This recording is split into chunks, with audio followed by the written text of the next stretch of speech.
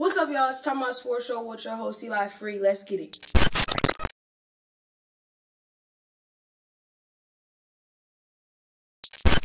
My top 3 wide receivers.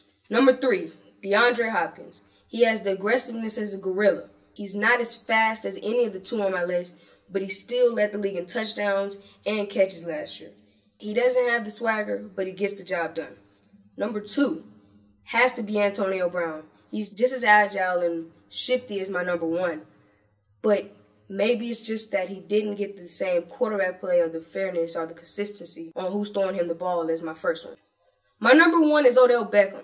He has more swag, it comes easier, and maybe it's the quarterback play. But you can't argue. He's the number 1 hands-down wide receiver in this game right now. He gets paid like it, and he's the best. Next up is my surprising player. This player has a lot of heart. This player plays his heart out. He's the best player on the field at most times. This year, this player will prove that although many people may think he's the underdog, he's the best player on the field in his eyes, which matters. He has a lot of confidence, a lot of swag. He always leads the tackles in his team. He played UFC last year. He did his thing. That's why Shaquan Griffin will be my defensive player of the year, and that is my bold prediction. Now we're going to talk about the MVP. My MVP, I'm not biased. It's just James Harden deserves to win 2 MVPs if Curry does. We're not comparing them either. I'm just saying that you can make the fact that LeBron James should win it every year. Not true. LeBron James every year plays on a team where he's the main focus. You can also argue he has too many turnovers. His good outweighs his bad. He has more assists than turnovers. And also, it doesn't matter how many turnovers he throws because Chris Paul can also carry some of that weight. And please don't make the excuse that he has the best team in the league or he has a top 2 team in the league, which makes it easier for him to play better. It's not true because Russell Westbrook last year had a top 3 team in the league. What did he do? He showed that he's who Russell Westbrook always has been. So there's no valid point you can make to say that James Harden is not the MVP next year, other than there's more contenders. But that's not what we're focusing on. James Harden is my MVP next year. Now we're going to do my top 3 rookies. My number 3, he may look like a bust in the Summer League. He's not a bust. It's Trae Young. He plays like Curry, but let's hold on. We don't want to compare him to Curry yet. He has the same, he's smaller than Curry. He's not as fast as Curry. It's just his play style. He can shoot and he can dribble. And he can dime. He has a dimer badge, Hall of Fame.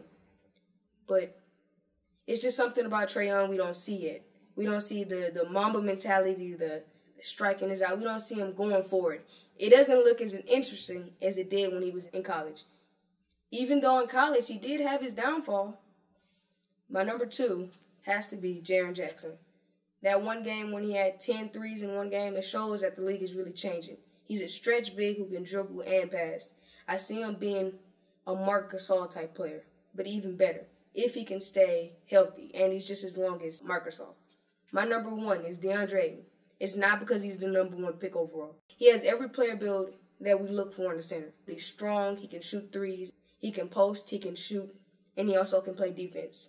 He's a rim protecting, post scoring, put back king center. He's just all around center. Now I'm going to talk about my most approved player in the NBA right now.